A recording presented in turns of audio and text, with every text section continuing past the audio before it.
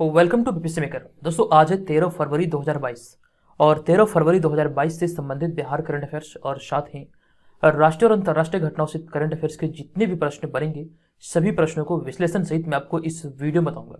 अगर आप बिहार में आयोजित होने वाले किसी भी प्रतियोगी परीक्षा की तैयारी में लगे हैं तो आप इस करंट अफेयर्स की सीरीज के अंतर्गत अपनी तैयारी को बेहतर तरीके से कर सकते हैं। चलते यहाँ पर हम आज के इस वीडियो के पहले प्रश्न पे, लेकिन उससे पहले जो पिछले वीडियो मैंने आपसे प्रश्न पूछा था उसे देख लेते हैं। तो पिछले वीडियो का हमारा प्रश्न था कि हाल ही में बिहार के किस जिले में तैरता हुआ सौर ऊर्जा बिजली घर तैयार किया जा रहा है। इस प्रश्न के बारे में कंप्लीट जानकारी मैंने आपको दिया था और आपको बताया था इसका राइट आंसर होगा ऑप्शन नंबर बी अर्थात सुपौल। आपको ध्यान रखना, अभी हाल ही में सुपौल में ये तैरता हुआ सौर ऊर्जा बिजली घर तैयार किया जा रहा है, लेकिन ऐसी पहल को सबसे पहले बिहार में दरभंगा में किया गया था। ये भी जानकारी मैंने आपको दिया है। तो दरभंगा पहला जिला है और ये सुपौल दूसरा जिला है इस कार्य को करने वाला। और एक यहाँ पर यह ध्यान है कि बिहार में जितनी परीक्षाएं आयोजित होती हैं ऐसी परीक्षाओं के लिए आप इस बिहार स्पेशल करंट अफेयर्स के पीडीएफ को इस वीडियो के डिस्क्रिप्शन में दिए गए लिंक से डाउनलोड कर सकते हैं। ये हिंदी भाषा में उपलब्ध है और यहाँ पर वर्ष 2021 के सारे करंट अफेयर्स जो कि खास करके बिहार स्पेशल है वो यहाँ पर इस पीडीएफ में सम्मिलित किया गया है।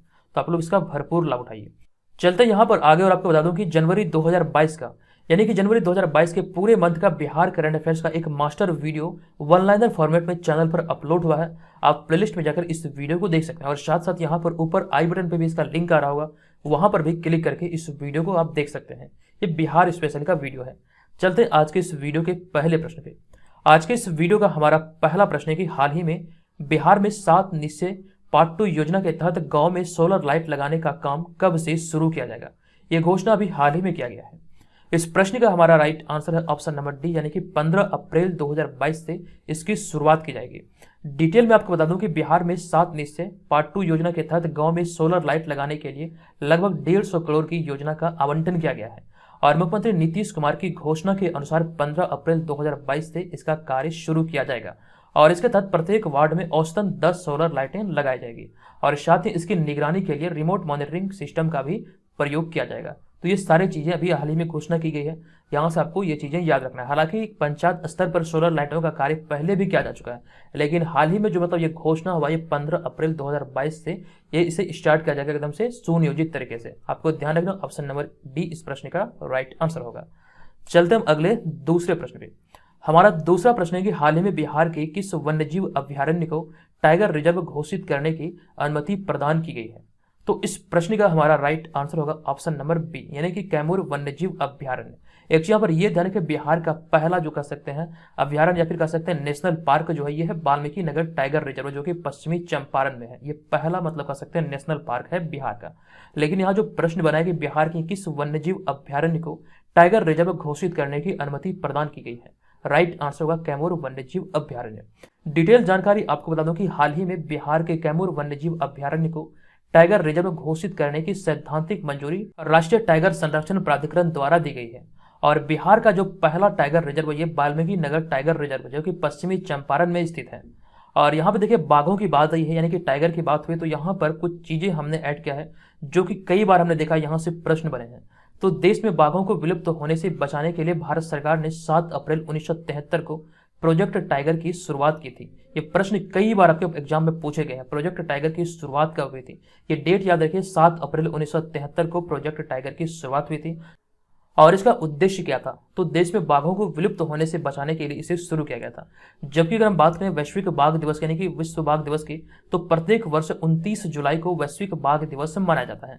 तो ये भी पॉइंट यहाँ से ध्यान रखिए। अब देखिए यहाँ पे बात आई है कैमूर की, तो कैमूर के बारे में कुछ चीजें हम लोग यहाँ पर देख लेते हैं। बात आई है कैमूर और पश्चिमी चंपारण की, तो पश्चिमी चंपारण जो जिला आप यहाँ पर इस साइड में देख सकते हैं ये पश्चिमी चंपारण है। पश्चिमी चंपारण की अगर हम बात करें तो ये बिहार का क्षेत्रफल के दृष्टिकोण से सबसे बड़ा जिला है। लेकिन यहाँ पे प्रश्न में हम चर्चा करेंगे कैमूर की। तो यहाँ पर जब आप बिहार वाले मैप पर कैमूर की स्थिति को ढूंढेंगे तो कुछ इस प्रकार से यहाँ पर आपको कैमूर देखने को मिलेगा। हालांकि कैमूर के बारे में कई सारी चीजें मैंने आपको पहले भी बताया है। सबसे पहला पॉइंट यहाँ पर हम ये जानेंगे कैमूर जो जिला है इसका हेडक्वार्टर कहाँ पे है। तो कैमूर का जो हेडक्वार्टर ये भभुआ में है। ये आप यहाँ से जानेंगे भभुआ कोई जिला नहीं बल्कि कैमूर का कह सकते हैं कैमूर डिस्ट्रिक्ट का हेडक्वार्टर है। अब यहाँ पे अगर हम बात करें कैमूर जिले की सीमा कितने जिलों के साथ अपनी सीमा को साझा करता है तो कुल मिला के 2 जिले, एक तो है बक्सर, दूसरा है रोहतास। ये कुल मिला के 2 जिले हैं जो कि कह सकते हैं कैमूर के साथ अपनी सीमा को साझा करता है। अब यहाँ पे देखिए बक्सर की बात है तो आप लोग जान चुके हैं मैं यहाँ पे क्या बताने वाला हूँ। एक बहुत इंपॉर्टेंट पॉइंट है कि बक्सर में एक स्थान है चौसा, यहीं से बिहार के क्षेत्र में गंगा नदी प्रवेश करती है और बिहार के क्षेत्र को गंगा नदी छोड़ती है कटिहार डिस्ट्रिक्ट में।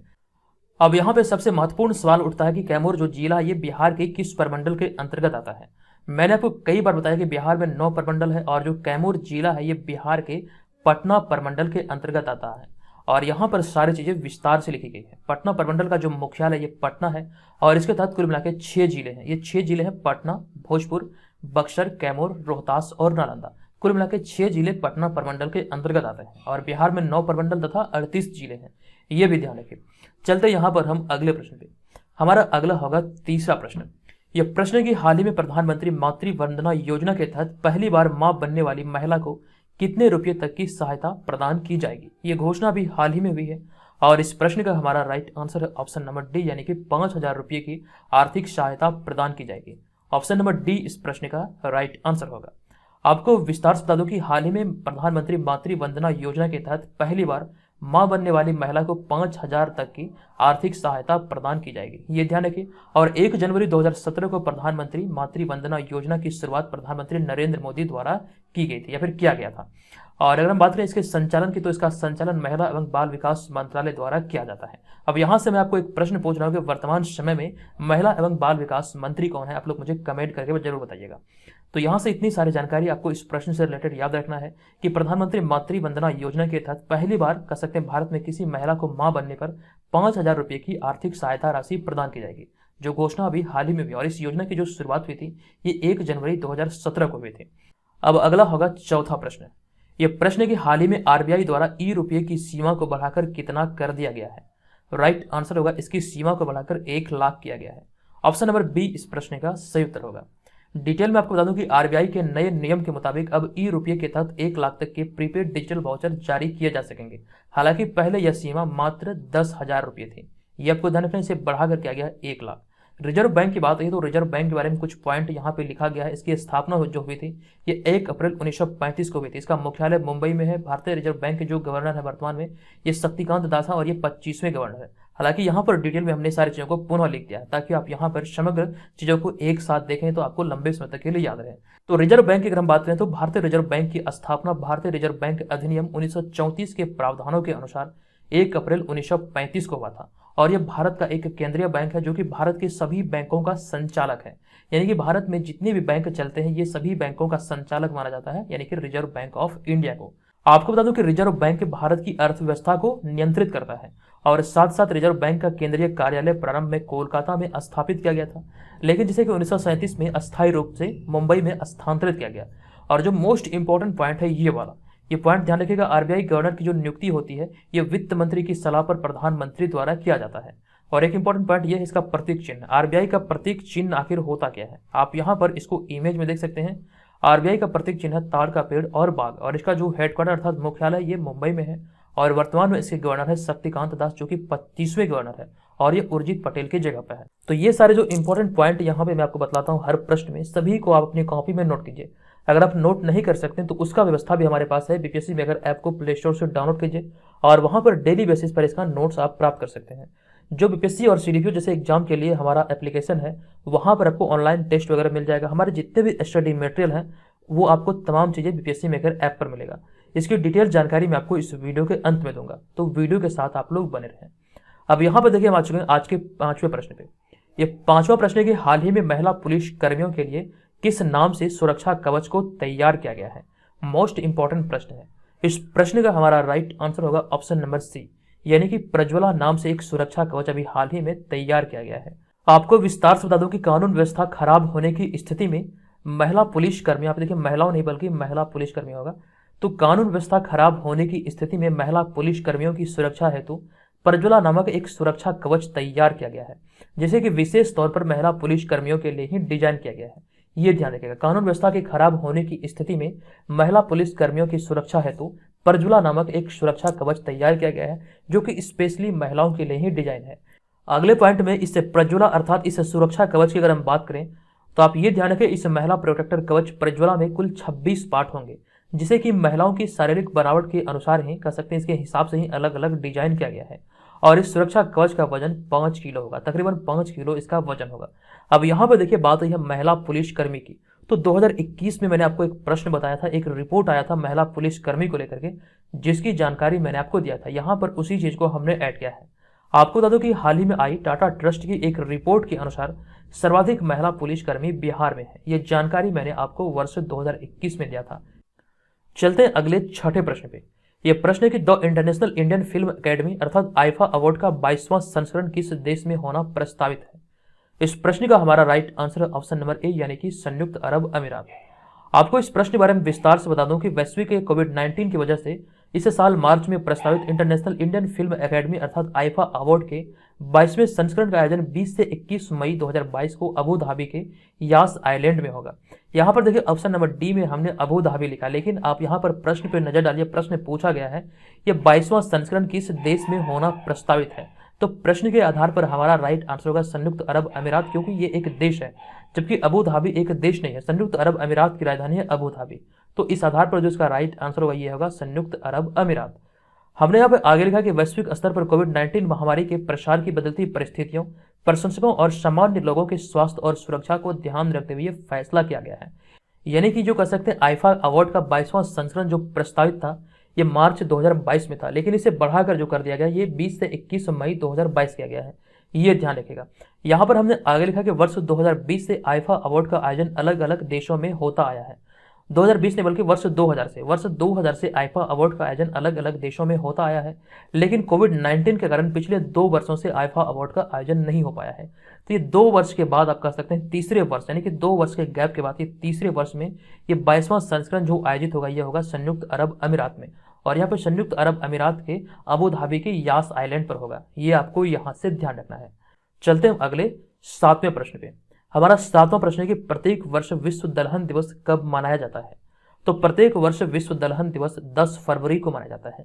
ऑप्शन नंबर सी इस प्रश्न का राइट आंसर होगा। आपको बता दूं कि प्रत्येक वर्ष विश्व दलहन दिवस 10 फरवरी को मनाया जाता है और भारत दुनिया का सबसे बड़ा दलहन उत्पादक देश है। नवीनतम आंकड़ों के आधार पर आपको ध्यान रखना, दलहन के उत्पादन में भारत विश्व में प्रथम स्थान पर है और भारत में वैश्विक उत्पादन का 25% दलहन का उत्पादन होता है। और हाल ही में आई एक रिपोर्ट के अनुसार भारत दलहन में आत्मनिर्भर बन रहा है। इनसे संबंधित एक आंकड़े हमने यहाँ पर ऐड किया है जो आप इस वाले पॉइंट में देखेंगे।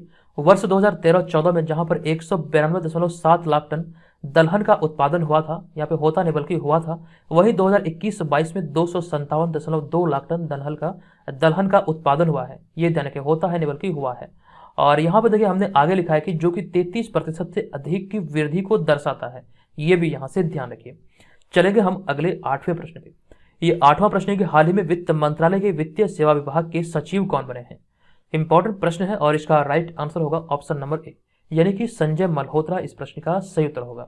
आपको इस प्रश्न पर बता दूं कि हाल ही में संजय मल्होत्रा को वित्तीय सेवा विभाग के सचिव नियुक्त किया गया है, जो कि राजस्थान कैडर के वे 1990 बैच के आईएएस अधिकारी। आप यहाँ पर संजीव मल्होत्रा को इस इमेज में भी देख सकते हैं। ये अभी हाल ही में वित्त मंत्रालय के वित्तीय सेवा विभाग के सचिव बने हैं। अगला होगा 9वां प्रश्न। ये प्रश्न है कि हाल ही में भारत का पहला बायोमास आधारित हाइड्रोजन संयंत्र कहां स्थापित होगा? ये घोषणा अभी हाल ही में हुआ और इस प्रश्न का हमारा राइट आंसर होगा ऑप्शन नंबर सी, यानी कि मध्य प्रदेश।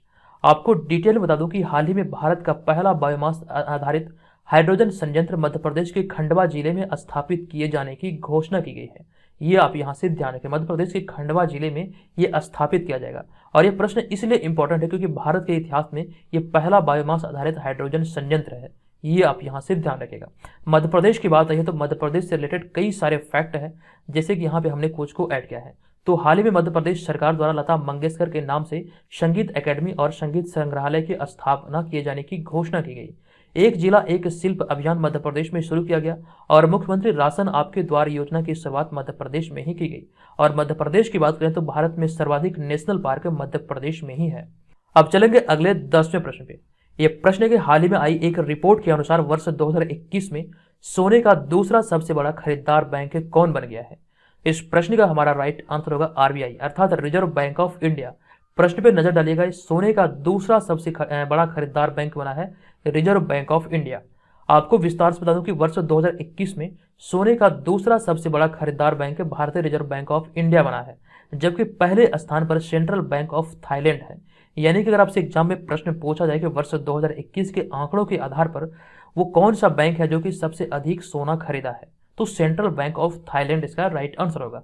वहीं पे दूसरे स्थान की बात किया जाए तो भारत का रिजर्व बैंक ऑफ इंडिया इसका राइट आंसर होगा।